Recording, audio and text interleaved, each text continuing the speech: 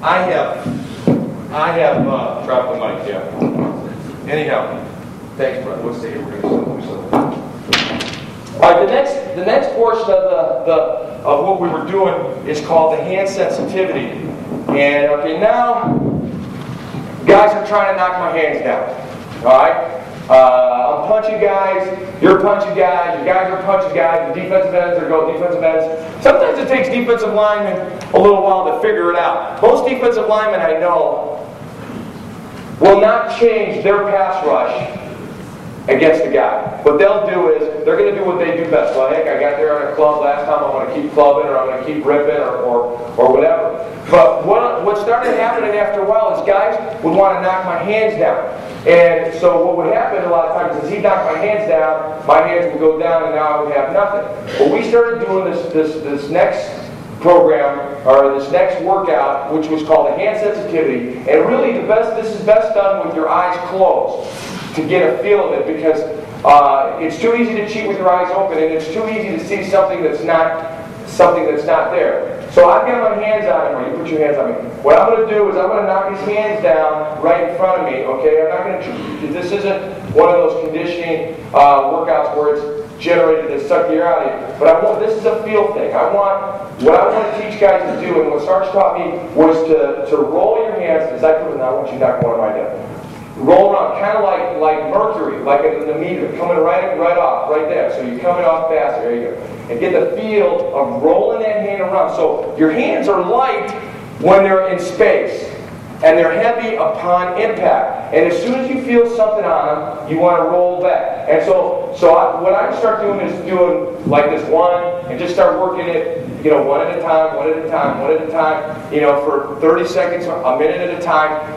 Working each hand independently, and then start changing it. Okay, now I'm changing. Now I'm doing the same hand 3 times, and maybe the other hand once, and just working it so the guy gets used to it. It's very important to do this eye close to get used to that hand sensitivity. So when you're working the circles, once again, all the movements need to be very compact and very concise. You don't want any gross movements, because you want to be back. Once again, he knocks my hands down, I want to be back center, and I want to punch him. And eventually, we throw all these things together, and it's not just a hand wrapped around. It's now my hand comes down, boom, and I'm punching over, boom, I'm punching over, and it all goes back to the punch. But this is used to guys are trying to knock your hands down. The next thing that guys would say, but Tunch, guys are grabbing my hand. As you get your hands up, a big move that guys do out there, like I said, once again, I don't know how much you do with college, but guys will come up, and they'll pick the hands up, and they'll walk into the quarterback. It's a very vulnerable position. And what guys try to do, and I used to do this too, is you got my hands, and you're walking me back. I'm trying to pull him back, and all I'm doing is getting him closer to the quarterback. Now, as I grab his hands, and he tries to pull him out, he can't pull him out because I've got hold of him. Now, but if you notice, whenever someone grabs hands, there's a gap right here between the thumb and the forefinger. And it's really a simple matter of leverage. All you need to do is rotate your hand down, and it breaks. Really, now watch that. Just breaks. I'm not even really trying. Hold it real hard, Dougie. It eventually will break the gap right there. And if you do it hard, when he's got me up here, if you throw it down, now hold him real tight, and you once again, you throw him down. He's following and he's going down because he's so hard holding out to that so hard that he's got your hands and he wants them. So what literally happens is, when a guy's got your hands, you throw him down, and he follows, or he's got to let go. Either way, he's going to either go down, or he's going to be in a vulnerable position for you to finish up. And the last thing that we do is centerline training. Okay, centerline training is simply this. One of the problems I had early on too is that I thought the chest was the center line. All right, so when I'm playing a guy, if he spins, go ahead and spin. My hands would follow his chest, and I would fall off it. Do you hear me?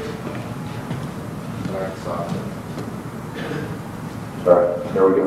I would fall off of it. And so what the program teaches is the center line is like there's a pole that has been driven through the opponent's head and comes out his butt. That is the center line. So now, Like my hands are on Doug's chest. If he does a quarter turn one way, quarter turn, this is now the center line. Now, what was very effective in center line training with my hands horizontal here, side by side, okay, now on the side, no longer becomes so, because as Doug leans into me, go ahead, lean. See, he has split my hands.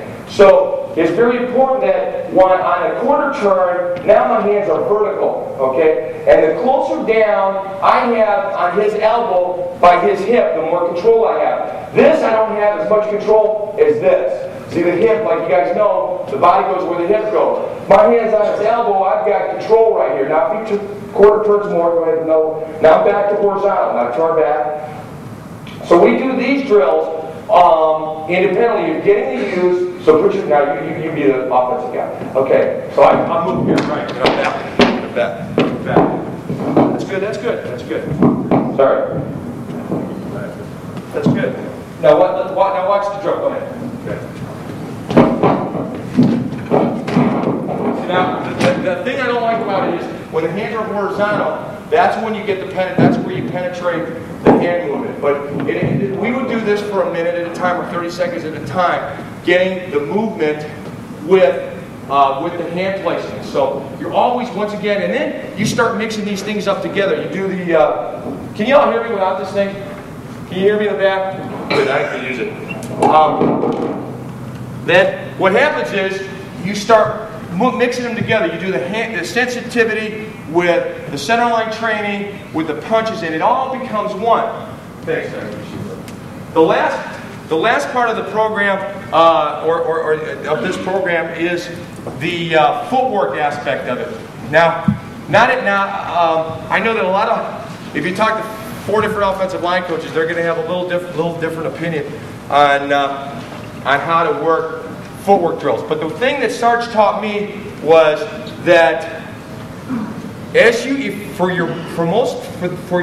true power, for true strength at that point of contact, whether it's a 2-gap pass rusher who's right on you, or whether it's a wide guy, you got to have both your feet in the ground at the same time. And when I first started playing as a wide guy, I used to want to get a real big jump and really cut this distance, because this is Lawrence Taylor or Charles Mann or somebody that's going to burn up the corner that I really want to get on quick. And Sarge said, no, I'll tell you what, 2 quick little steps will be 1 long step anytime. And when I watch you play, he says, I see you doing this. You are reaching to stop a guy. So if a guy's ramming on me on the right tackle and the defensive end is doing a ram charge, I'm reaching to cut him off, which puts me in a weak position 2 ways at the point of impact, because I'm reaching, I haven't the weight distribution just yet, and also if he clubs back, I've got that foot in the air, and I'm not ready to block him. What Sarge used to say was, you want to be able to push off, fire, and have the weight distribution. So if I'm like here, and we do these simple boxers trips, so you're on the balls of your feet, okay? So when I'm cutting a guy off here, I'm pushing to cut him off, okay? I'm not reaching, I'm pushing. And because so many athletes play basketball, when I start showing them this drill, what they want to do is they want to do this. Now watch my feet. They want to do that. And what they're doing is they're clicking their heels, all right? And they're getting 2 feet, they're getting their feet together. So once again, so when I start setting up these drills, I see a lot of this. They want to catch up. They want to catch up when they're doing the drills. Sarge would say that when we would work a 2-step drill, where you just get used to firing off. So your feet and your hands are working in unison.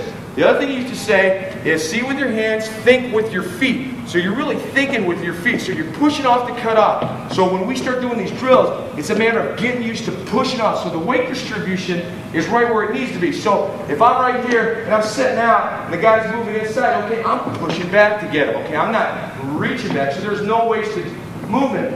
And if my right leg, my right foot is moving 4 inches or 3 inches, that's all the more that my left foot should move, okay? Because when I would get in trouble, it was 2 things. When my feet would get